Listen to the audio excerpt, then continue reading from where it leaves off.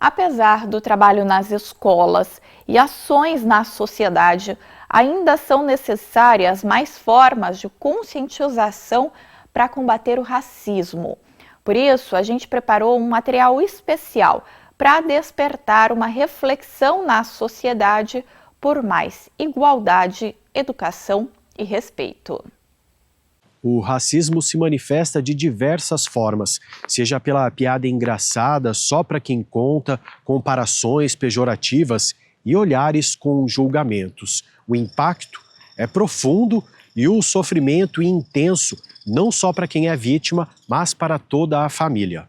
Para falar sobre este tema que merece mais atenção, eu conversei com a Josiane, doutora em administração, professora do Instituto Federal do Paraná e pesquisadora de relações raciais, mercado de trabalho e educação, que nos traz uma reflexão sobre estigmas enraizados na sociedade. É importante a gente lembrar que o nosso país ele foi pautado, historicamente, construído historicamente, a partir de critérios de hierarquia racial, que foram estabelecidos a partir do regime escravista, mas que passam a se reproduzir dia após dia, mesmo após a abolição da escravatura.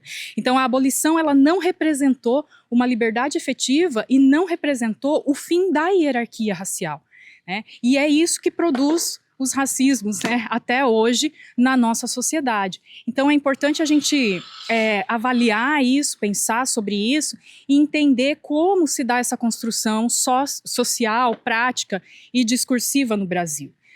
E esse racismo, ele se manifesta e a gente pode percebê-los nas mais diversas áreas, como educação, por exemplo, mercado de trabalho, é muito evidente. Para um pai é doloroso saber que o filho enfrenta situações ofensivas, principalmente dentro da escola. Eu não consigo quantificar o que essas pessoas sofrem no dia a dia. Eu consigo quantificar o que eu sofro pelo meu filho. E acho extremamente importante que a gente fale sobre isso. Eu tenho a impressão que eu vivia numa bolha, porque eu achava que o racismo já não era tão presente na nossa sociedade, principalmente aqui em Umuarama, mas a partir do momento que eu tive um filho preto, eu comecei a vivenciar situações na sociedade e recentemente de forma muito acentuada mesmo, no colégio onde ele estuda, que tem sofrido ataques racistas constantemente. O debate sobre o racismo exige planejamento contínuo e cada colégio conta com uma equipe multidisciplinar para lidar com os conflitos. O Núcleo Regional de Educação entende a necessidade de fortalecer a conscientização dia a dia para combater o racismo. E esse trabalho ele deve ser feito de forma interdisciplinar para combater esse racismo estrutural. Porque o racismo ele perpassa muitos muros da escola. Nenhuma criança nasce racista. Essa criança ela aprende a ser racista. E para desconstruir esse processo de um racismo dentro da escola, precisa, além desse trabalho interdisciplinar de todas as disciplinas, também o trabalho da sociedade. Por isso o Núcleo de Educação conta muito com o movimento negro de Umuarama, assim como a nível de estado, para fazer um trabalho contínuo e permanente.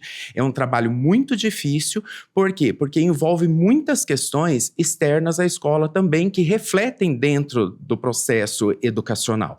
Então a gente precisa ter esse trabalho constante por meio dessa equipe multidisciplinar no ambiente escolar. E o Núcleo de Educação também conta com a equipe multiprofissional, que é uma outra equipe formada por psicólogos e assistentes sociais que dão o suporte para que as escolas desenvolvam esse trabalho de uma forma que atenda a essa necessidade. Um adolescente que comete racismo, além das advertências pedagógicas, pode responder por ato infracional. A gente precisa compreender que a escola ela tem um limitante, que esse limitante são ações pedagógicas de prevenção e do combate ao racismo e à injúria racial.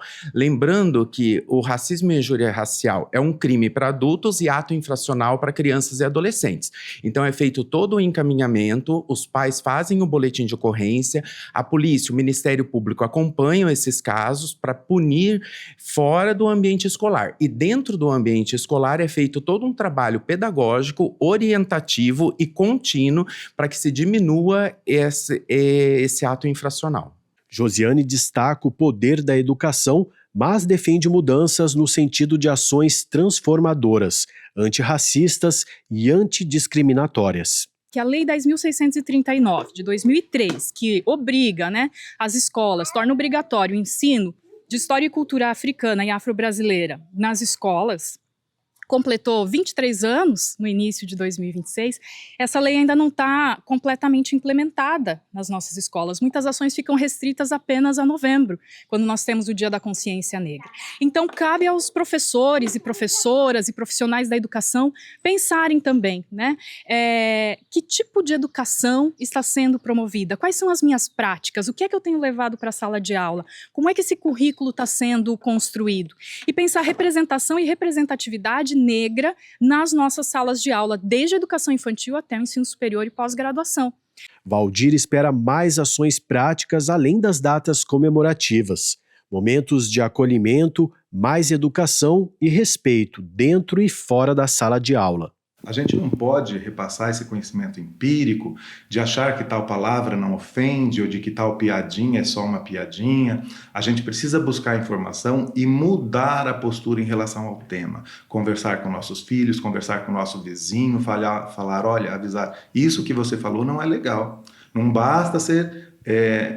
não ser racista, nós precisamos começar a ser antirracista, abordar o tema com mais seriedade e não na forma de piadinhas e memes, da forma que a gente tem visto e que não tem surtido efeito. A nossa sociedade, infelizmente, é racista. Tem um ditado, né, que fala: quem planta tâmaras não colhe tâmaras, porque elas levam cerca de 20 anos, 120 anos, né, para produzir frutos.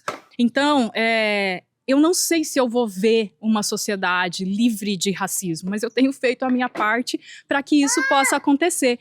E eu tenho consciência de que eu estou colhendo hoje tâmaras que foram plantadas por quem veio antes, né, e que talvez também não conseguiram ver essa colheita, mas os avanços que a gente tem, mesmo que pequenos, eles demonstram isso, né? Então, é importante que nós, enquanto sociedade, a gente pense nessas questões, entender que a questão racial não é uma questão restrita às pessoas negras, é uma questão que envolve a sociedade toda. Lembrar, né, que é responsabilidade de todos nós, como a entrevistada disse e os outros entrevistados, combater o racismo. Lembrando, é crime. Se você for vítima, procure a delegacia. Se você vir alguém sendo vítima, também faça a sua parte e denuncie. Assim a gente encerra a edição de hoje. Uma boa quinta-feira para você. Até amanhã.